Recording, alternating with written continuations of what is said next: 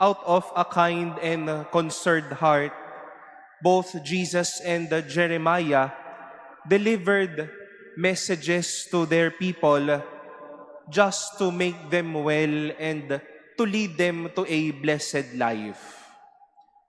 Isa po sa mga habilin ng Panginoon kay Jeremias ay huwag makalimot o huwag magbawas ng mga sasabihin, bagkus maging tapat at totoo sa bayan na kanyang pupuntahan. And we've heard one very good reason. Jesus came to his native place and taught the people in their synagogue. But we've heard how they were treated badly. They were rejected, they were not listened to, they were laughed at, and they were even questioned about their capacities. Kung ilalagay po natin ang ating konteksto o sa ating lengguwahe po ngayon, tila parang sinasabi ni na Jesus at Jeremias, ginagawa lang namin ang dapat. Sinasabi lang naman namin ang totoo.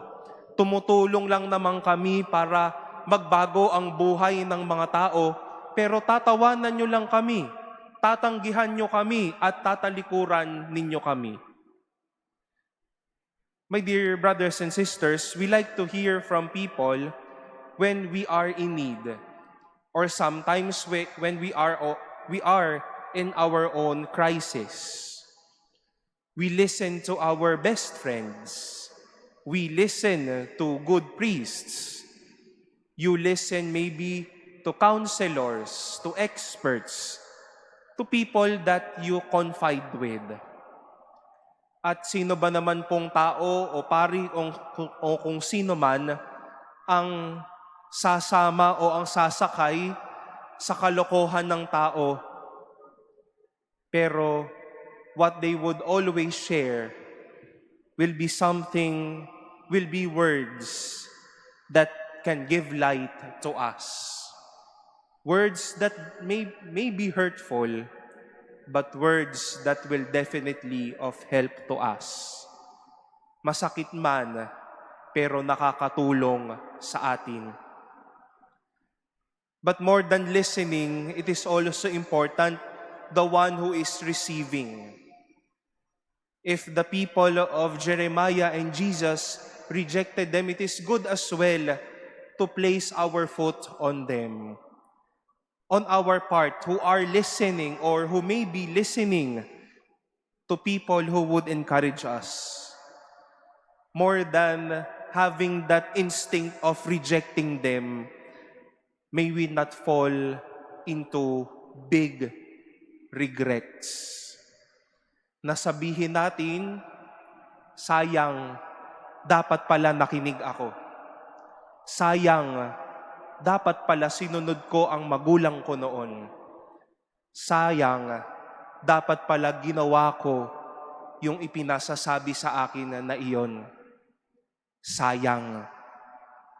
Sayang pala, nakinig dapat ako. We hear from people, we would need God to listen or maybe to intervene into our life. We would need someone to enlighten us. And thanks be to God that they will be around us to assist us, to comfort us, to encourage us, at para hindi po tayo paglaruan. When someone inspires you, encourage you, and lift you up, it is for your good. It is for your growth. Huwag nating hayaan na mapunta tayo sa panahon na pagsisisihan natin, bakit ba tayo hindi nakinig? Bakit ba tayo hindi sumunod? There will be the faces of Jeremiah and Jesus who would come and visit you. Do not reject them, but welcome them, listen to them, and know that God brought them to you and to us so that we can learn, we can grow, and we can be strong.